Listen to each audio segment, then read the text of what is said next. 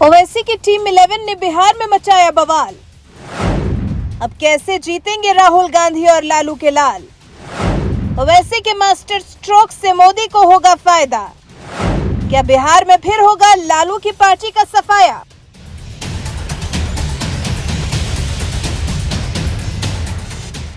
बिहार की राजनीति में अब आएगा मजा, क्योंकि अभी तक तो यही माना जाता था कि बिहार के 80 सीटों पर सीधी टक्कर बीजेपी और इंडिया गठबंधन के बीच होगी। लेकिन अब असदुद्दीन ओवैसी ने भी बिहार में बम्पर उम्मीदवार उतारकर इंडिया गठबंधन को तगड़ा झटका दे दिया है। इस बार के लोकसभा चुनाव में 1-2 नहीं, कुल 11 सीटों पर उम्मीदवार उतार दिए हैं, जिससे इंडिया गठबंधन को जहां तगड़ा नुकसान हो सकता है, तो वहीं बीजेपी को फायदा पहुंच सकता है।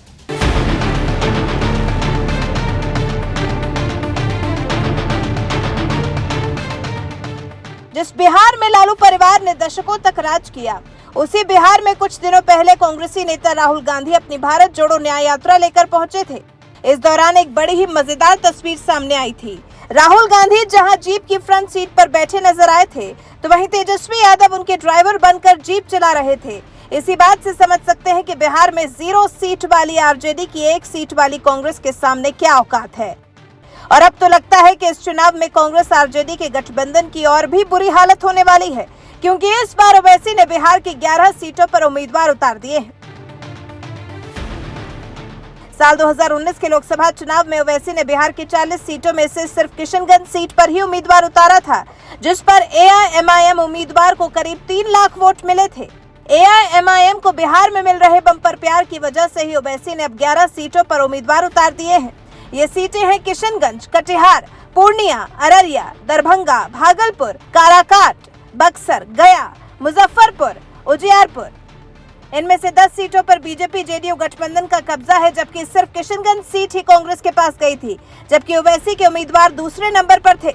वैसे आपको बता दें, ओवैसी की पार्टी ने भी वोटों के बिखराव को रोकने के लिए इंडिया गठबंधन में शामिल होने की इच्छा जताई थी, लेकिन इस गठबंधन में उन्हें शामिल नहीं किया गया था।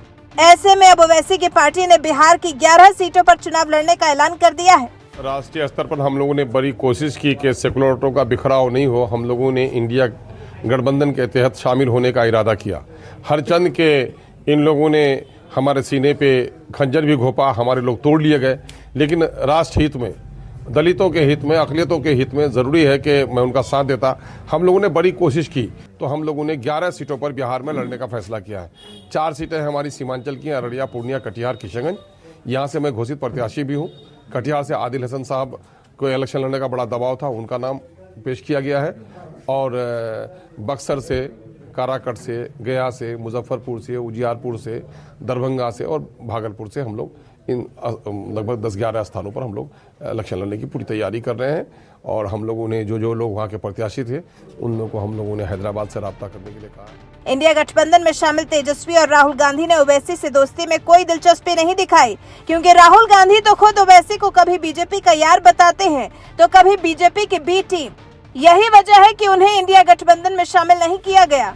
और अब शायद इसी का बदला लेने के लिए ओवैसी ने बिहार में 11 सीटों पर चुनाव लड़ने का ऐलान कर दिया है, जिससे बीजेपी गठबंधन की मुश्किलें बढ़ सकती हैं, क्योंकि अगर ओवैसी इन 11 सीटों पर उम्मीदवार उतारते हैं, तो इससे किसी को सबसे ज्यादा नुकसान होगा तो इंडिया गठबंधन को ही होगा।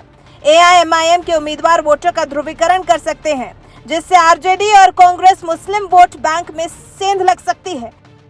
और मुस्लिम वोट बैंक बचने का सीधा सा मतलब है कि हिंदू और हिंदुत्व की राजनीति करने वाली बीजेपी को फायदा हो सकता है।